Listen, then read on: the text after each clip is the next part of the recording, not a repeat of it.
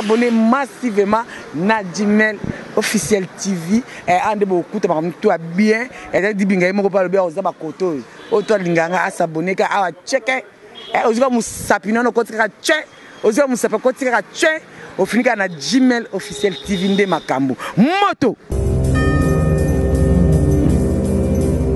Voilà, chers amis internautes de Jimel officiel TV, babi babonane ba merveille na bino nyon surtout quand on est samino ce qui n'a pas de caméra c'est que makambo ezali aujourd'hui c'est le 4 janvier 2020 donc to kotika na makambo nango honorable Norbert Yamba organisé une journée de conférence nominé en bongo na kombo ya la problématique sur l'Afrique d'hier, aujourd'hui et de demain. Donc, toza awa toyeba le pourquoi thème il y a lelo, il y a conférence na bango plutôt il y a journée le 4 janvier 2020 et ça nominé na combo il y a la problématique sur l'Afrique. Alors, restez branchés connectés, on se retrouve juste après tout bah élément auto sur la bino awa. Merci.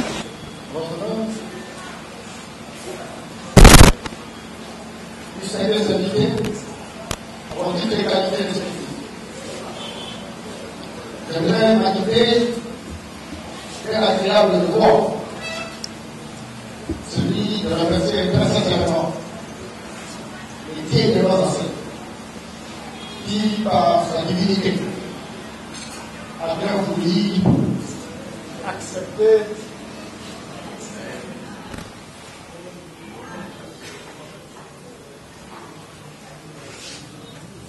on ne va pas arrêter. Je disais que je voulais remercier très sincèrement les dieux de nos ancêtres qui a bien voulu, par sa divinité, nous donner cette opportunité pour que nous puissions échanger. Échanger sur des questions qui intéressent notre mère patrie. Notre mère patrie qui est l'Afrique. Je voudrais également remercier très sincèrement tous ceux qui se sont donnés corps et âme pour être avec nous. Je vous remercie. Si aujourd'hui nous nous sommes permis d'organiser cette conférence sur base d'une observation, vous savez mes frères, la situation n'est pas si facile que l'on croit. Je crois que vous avez suivi les modérateurs vous dire que nous avons quand même fait un petit effort dans la vie pour visiter un certain nombre de pays à travers le monde.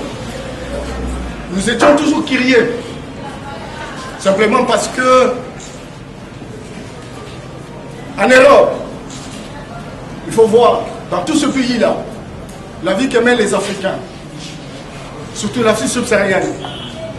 J'allais dire l'Afrique noire. J'ai eu, lorsque j'ai occupé des responsabilités, coordonnateur en Belgique sur question de retour positif de la diaspora africaine, latino-américaine, asiatique. J'ai eu, comme vous pouvez le constater, la responsabilité d'accompagner les différents compatriotes qui voulaient rentrer chez eux. C'est là que j'ai côtoyé l'Amérique latine, j'ai côtoyé l'Asie, et en Amérique latine, de pays comme la Colombie où il y a des colonies de Noirs.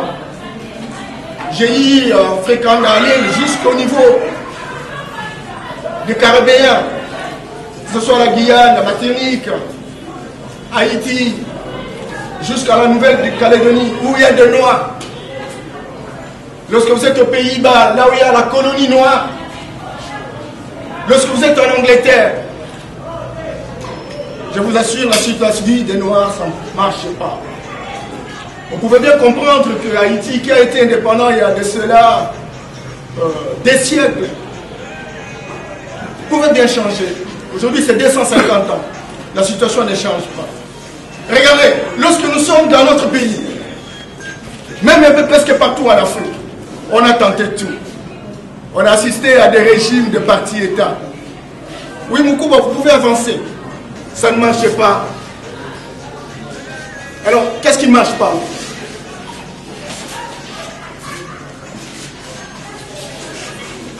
Je voudrais vous dire que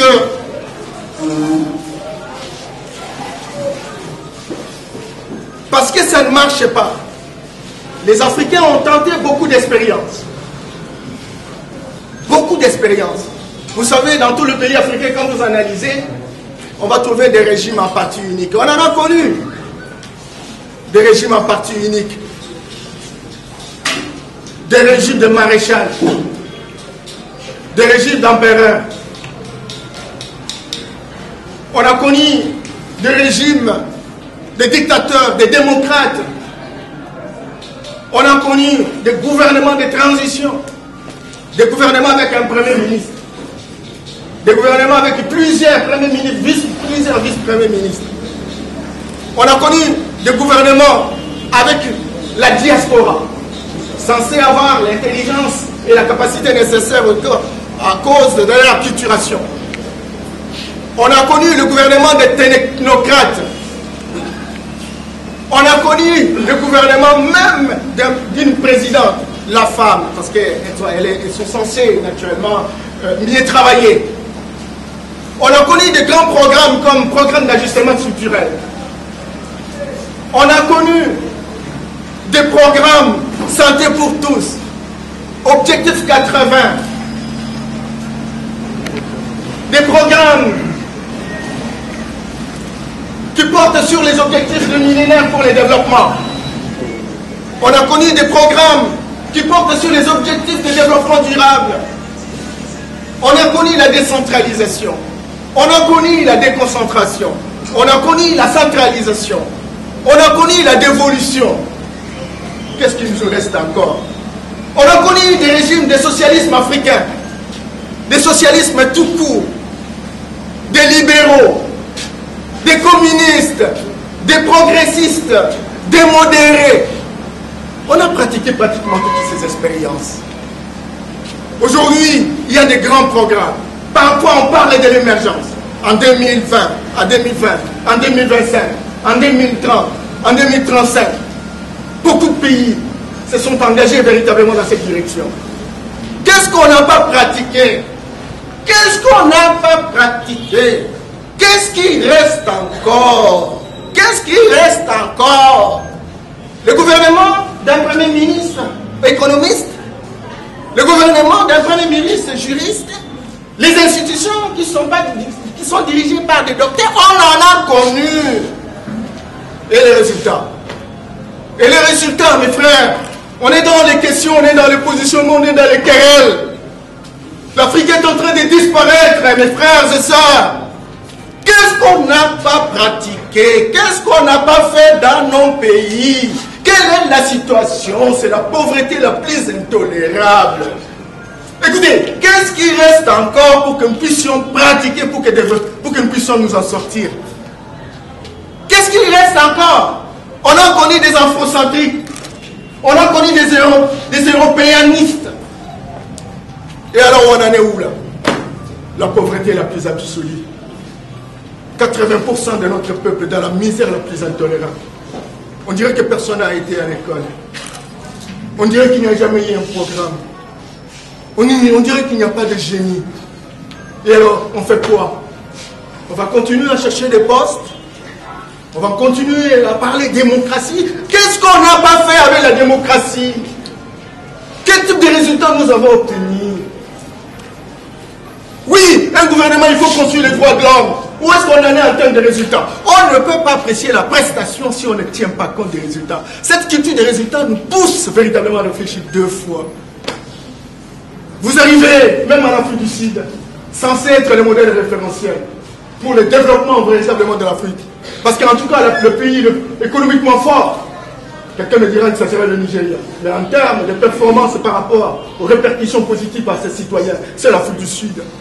60% des gens sont dans une situation modestement moins pauvre. Et alors, on a fait quoi? On va faire quoi? Quel modèle de gouvernement vous voulez? On a connu même un gouvernement de 1+4. Une innovation vivifiante. On en est où là? On en est où là? On en est où? On cherche quel modèle? Quel modèle faut-il appliquer pour que nous changions notre situation? On dit non, il faut avoir la diaspora. Peut-être qu'avec eux, on peut avoir des résultats. Ils ont été à côté de Blancs, peut-être que les Blancs sont référentiels. On leur donne des responsabilités. Je pose la question, où est-ce qu'on en est? Quelle est la situation? Un peu presque partout en Afrique. Raison pour laquelle, je dis, peut-être que nous ne sommes pas encore posés des questions pertinentes. Parce qu'on ne peut pas comprendre que de tout le temps, on a des hommes et des femmes, on ne trouve pas de solutions. Vous avez par exemple des pays, quand vous êtes dans la commune de Kimbaseke, vous avez 2 500 000 personnes, elles sont dirigées par un bourgmestre. Mais quand vous prenez Kimbaseke, vous l'opposez au Gabon, le Gabon c'est 1 500 000 personnes. Et donc, Kimbaseke c'est 2 500 000. Donc c'est plus que la République du Gabon. Regardez la situation à Kimbaseke. Regardez la situation au Gabon. Lorsque vous prenez par exemple la République, ça a au même principe. C'est 1000 km², avec 200 000 habitants. Et donc c'est 10 fois la ville de Kinshasa. La situation, regardez à Kinshasa. Ça ne marche pas mes frères. Réfléchissons.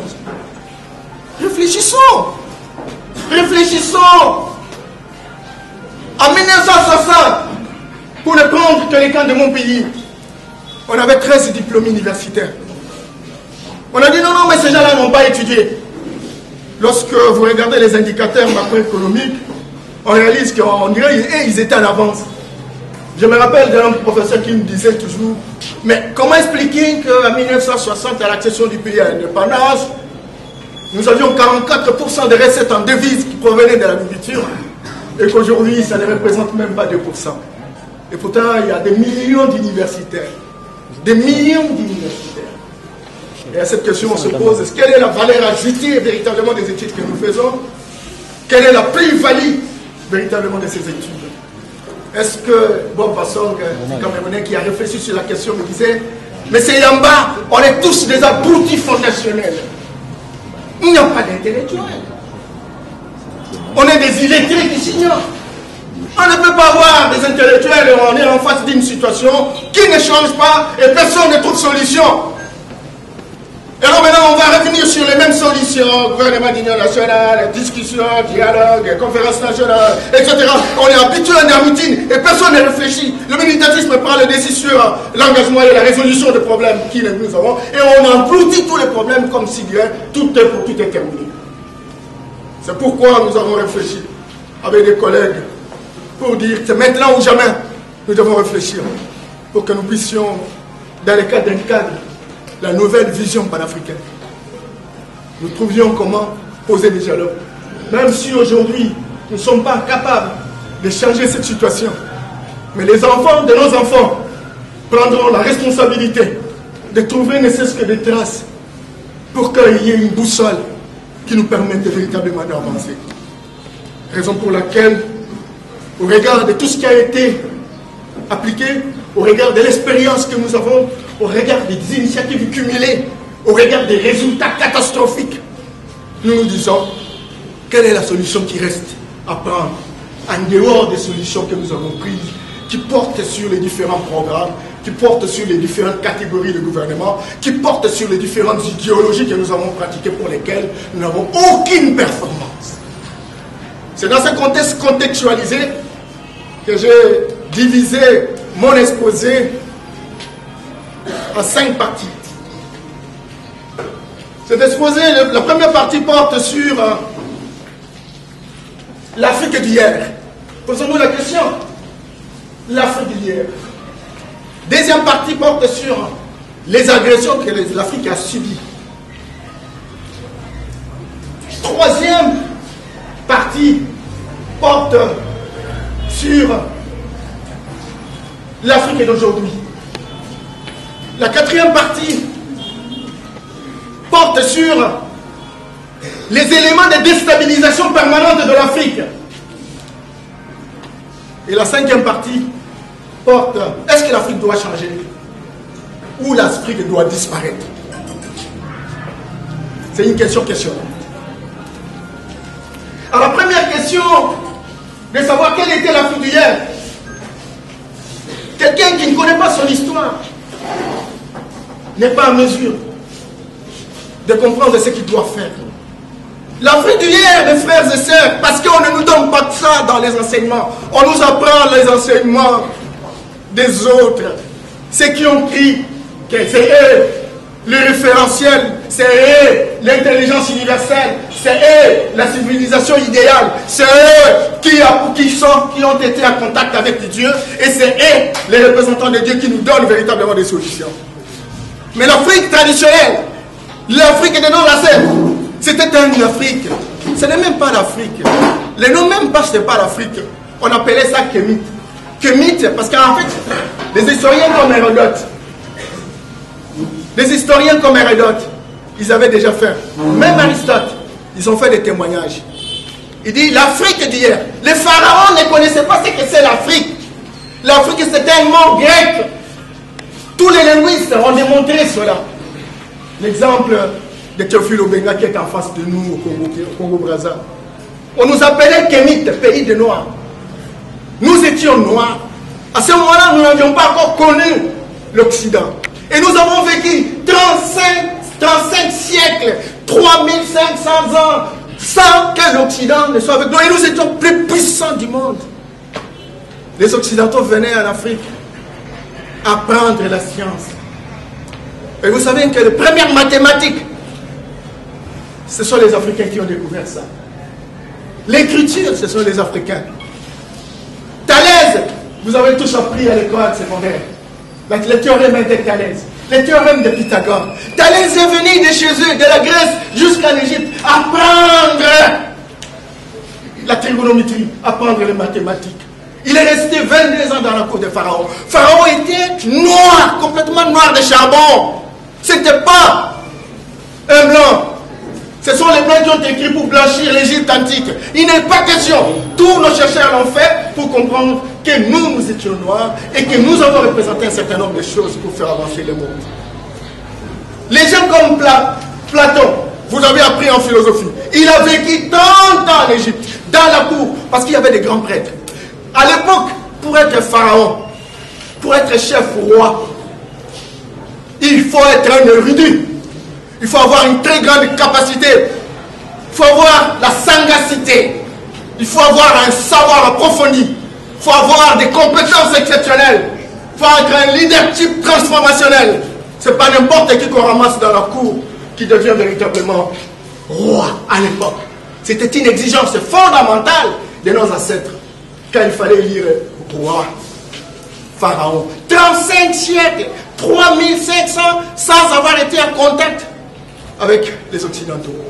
Ce n'est qu'après qu'on nous a attaqués par notre bonne foi, nos ancêtres étaient de bonne foi, ils avaient un cerveau plastique, dit le savant qui est le nôtre, bon passant, qui nous dit qu'on avait un cerveau plastique, l'Africain, le Noir, sa capacité de recevoir les autres, de les accueillir, même si on est étranger, on vous reçoit, on vous nourrit.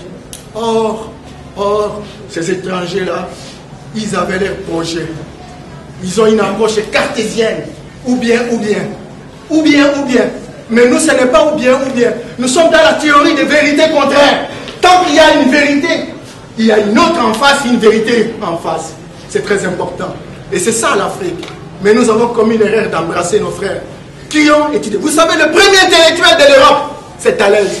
Mais Thalès a copié. Il a fait la copiologie en Égypte. Il n'a jamais inventé le théorème qu'on nous apprend en trigonométrie.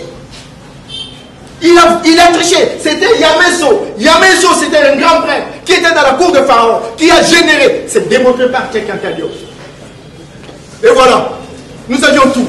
La médecine, la chirurgie, les interventions chirurgicales se faisaient à l'époque de nos ancêtres. Lorsque je prenais Kisangani, j'allais à Walikale, passant par Lubutu, j'ai trouvé la même théorie de chirurgie traditionnelle.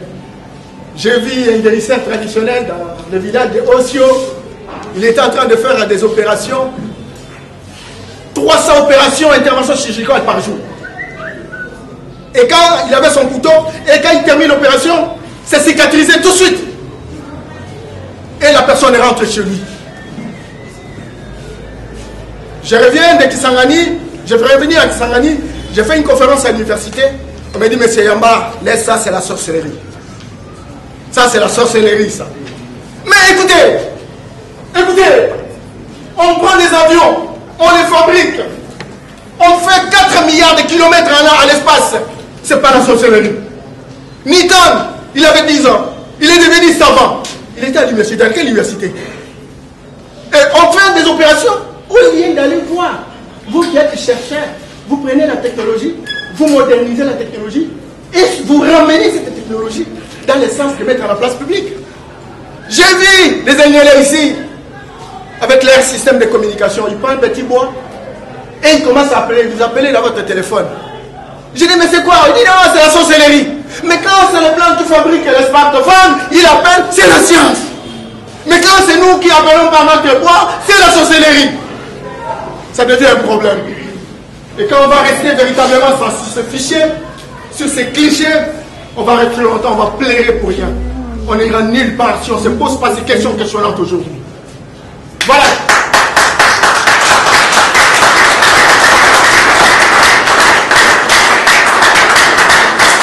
Comme les chefs là, ils représentent la sorcellerie. Oh, c'est la sorcellerie. Et vous savez pourquoi? Il y a eu des facteurs de déstabilisation de l'Afrique. Le premier facteur, c'est la religion. Les Africains, nos ancêtres, ils ont connu la religion. Chez les Mongos, on dit Nzankomba. Chez les Barouba, on dit Mukulu. Chez nous, les Tétés, on dit Onyashongo. Je sais, chez les Bassoyi, on parle de Mungu. Mais alors, est-ce qu'ils n'ont pas connu Dieu? C'est vrai. Vous savez, sur cette question, on est tout le temps dans les rencontres internationales et quand on discute de ces questions, tous les Africains veulent fermer les oreilles, veulent fermer les yeux. Ils disent, mais c'est quoi ça? C'était plié dans quelle loge? Comment ils commencent à poser des questions comme ça? Oui, quand on a la croyance, et la croyance bloque les raisonnements. Ne serait-ce que raisonner. Ne serait-ce que raisonner. Ça n'affecte pas votre croyance. Mais raisonnez pour que vous ne puissiez pas avaler même de caca. C'est cela.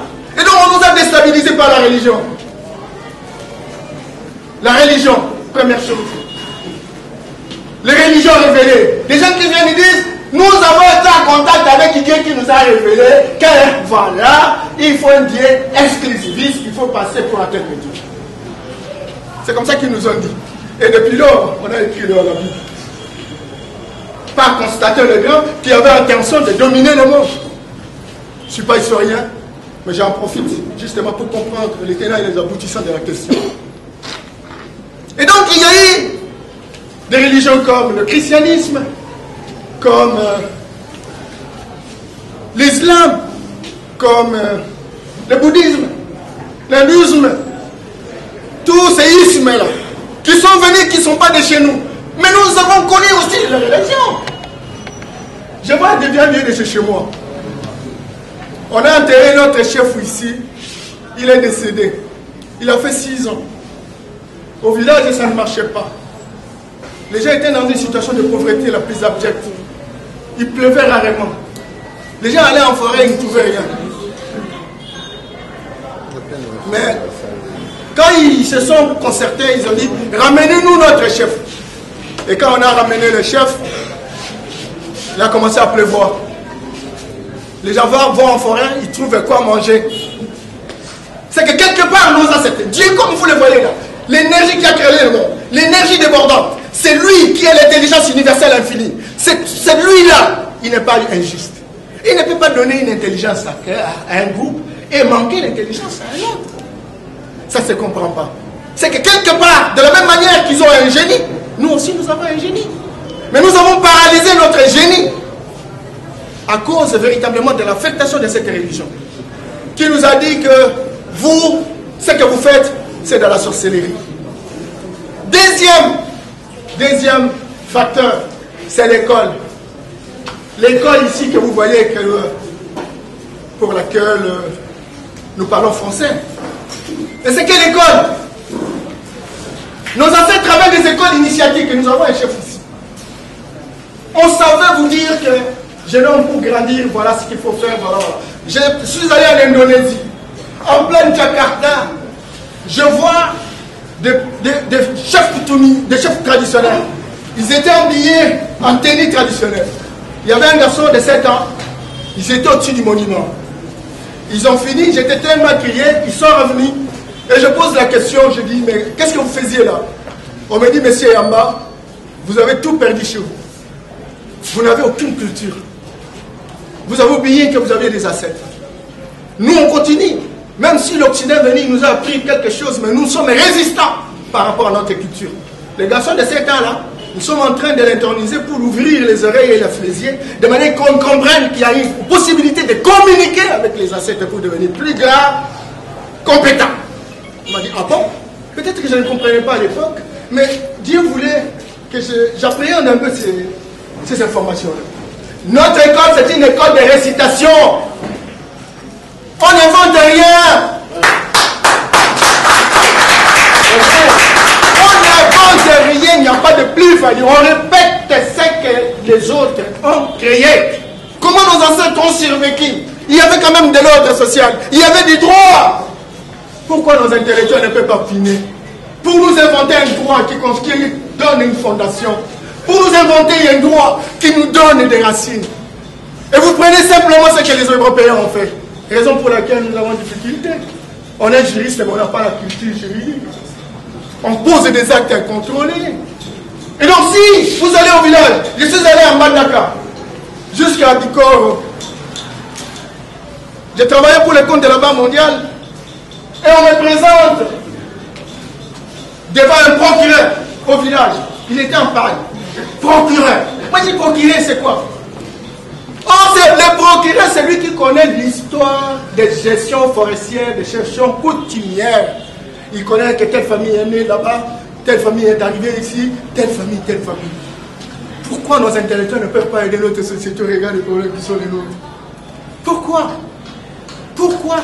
Cette école-là, c'est un problème. Cette école-là, regardez, on est à Mola. Nous avons une superbe végétation. Vous entrez en forêt chez nous, il y a des feuilles. Quand on est malade, on peut prendre telle feuille et puis on guérit directement la maladie.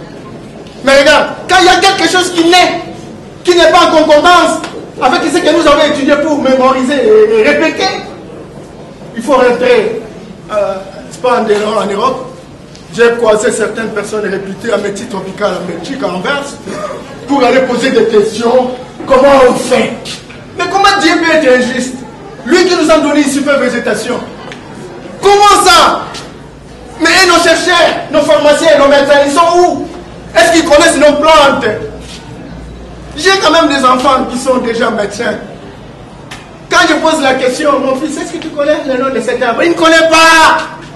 C'est un perroquet. Donc demain, il va mémoriser les aspirines, il va mémoriser les ampicillines, il va mémoriser. Et s'il y a un gars qui sort en dehors de ce qu'il a mémorisé, il ne peut rien faire.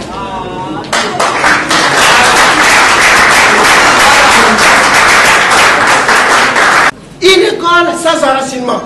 Senghor disait, avant de nous ouvrir au monde, construisons notre enseignement. Et M. Césaire nous dit, avant de nous ouvrir, construisons notre particularisme. Où est notre spécificité? Où est notre historicité? Où est notre géographie? Où est notre capacité interne? Où est notre pensée autonome? Où est notre pensée endogène? Pour que nous puissions nous affirmer en tant qu'être humain qui soit capable véritablement de participer à la redéfinition de l'ordre international. Rien du tout. Toutes les négociations qui se font, on est dans la vision occidentale. On n'est pas dans la vision afro-centrique. Voilà l'école que nous avons. On est tous là. On a été à l'université, mais on est des aboutis. On fait comme, on a été fabriqués comme des commis de blancs. En dehors de l'école, il y a l'organisation politique. Mes frères, nous avons appris quand même en histoire. L'empire Monomotapa. Ça ne vous dit plus rien. L'empire du Ghana. L'empire des Mossi. L'empire Songa. Des Gao. L'empire du Ghana. L'empire Congo. Ici, le royaume Congo. Chez nous. Le royaume qui était le plus organisé, où on devrait avoir un roi, mais qui gérait des grandes étendues, sans constitution.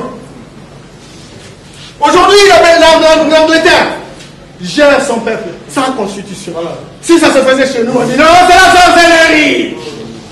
Vous allez au village, un chef n'a même pas de militaire. Mais quand il sort, il regarde déjà, tout le monde le respecte. On ne devient pas chef n'importe quand, n'importe comment. Mais il y avait quand même une organisation. Regarde, regarde. Je suis allé à La Rochelle, à l'ouest de la France. On nous fait visiter la mer. En pleine mer, il y avait une grande maison en dur. J'ai perdu le nom, comment on l'appelle. Et je pose la question. Je dis, mais comment on a réussi à construire une maison en pleine mer? Il dit, mais c'est en bas, tu sais, à l'époque de nos ancêtres, au 13e et 14e siècle, l'espérance de vie d'un Français, c'était 36 ans. On ne dépassait pas 36 ans. Aujourd'hui, ils sont à 90 ans. Mais à l'époque, ils n'avaient pas ça. Et 36 ans, pourquoi? Il dit non, le roi était féroce. C'est un monarque. Il tuait tout celui qui n'acceptait pas véritablement d'apporter le moyen pour construire cette maison. Voilà. C'est que la France dont on parle aujourd'hui, qu'il a une démocratie. Déjà au 12e, au 13e, au 14e, au 15e siècle, il fallait attendre l'arrivée de Robespierre pour qu'on construise des modalités démocratiques. Mais comment on y est arrivé? On y est arrivé simplement parce qu'ils ont pris le temps de regarder ce qui passait par les ancêtres, de dégager les contradictions, de dégager les dysfonctionnements et de construire une offre politique. C'est ce qu'on appelle l'horizon politique, projeté dans les 50 ans, 100 ans. Parce qu'il y a 17 pays qui sont organisés pour poser les élections. Mais c'est un problème réel. Il faut poser la question pertinente. Parce que s'il n'y a pas de question pertinente, il y a aussi le défi de gouvernance, créer un cadre de surveillance mutuelle où on se surveille mutuellement et que la République ne soit pas la plantation de personne. Voilà, mes frères, il y a un texte, et on a beaucoup entendu. Le courant, les affaires de France, ça fait partie des aléas du sous-développement. Mais je voudrais vous remercier très sincèrement en vous disant que nous avons mis en place la nouvelle vision panafricaine. Quel est un courant? Ce n'est pas un parti politique. Un courant culturel africain qui croit aux États-Unis d'Afrique, qui croit à l'État fédéral, qui croit aux intersections entre les Africains, mais qui croit à la restauration de la spiritualité aujourd'hui, qui croit au rétablissement des identités culturelles et qui croit, n'est-ce pas, à la désaliénation. Si nous arrivons à comprendre cela, nous pouvons tous nous mettre ensemble. Nous avons un institut de formation panafricaine. Le moment venu, on viendra le programme pour que ceux qui sont intellectuels, ceux qui sont opérateurs économiques, ceux qui sont de force sociale, politique, etc., ensemble, nous puissions déjà connaître notre continent, notre même partie qui est l'Afrique. C'est de cette manière qu'on va relever le défi. Et le vrai défi, c'est de défendre la communauté de notre pays. Je vous remercie. Beaucoup d'expérience, il n'y a plus rien à démontrer. Mais les résultats sont catastrophiques. Il faut commencer vraiment à rechercher des pistes de solutions. On a fait trop de recherches, mais on a besoin aujourd'hui de trouver. Et pour trouver, il faut construire les États-Unis d'Afrique. Il faut construire un État fédéral. Il faut faire en sorte que l'Afrique devienne puissante. Parce que l'Afrique a toujours été puissante, vous savez, l'Égypte antique. Aujourd'hui, on a tout perdu. Aujourd'hui, on s'entretue entre nous. Aujourd'hui, on est manipulé à souhait. Il faut revenir à la raison. Il faut redéfinir les choses. Et pour cela, il faut 5 défis. Le premier défi porte sur la politique. La démocratie que nous avons mise en place, c'est une démocratie qui nous a créé beaucoup de problèmes.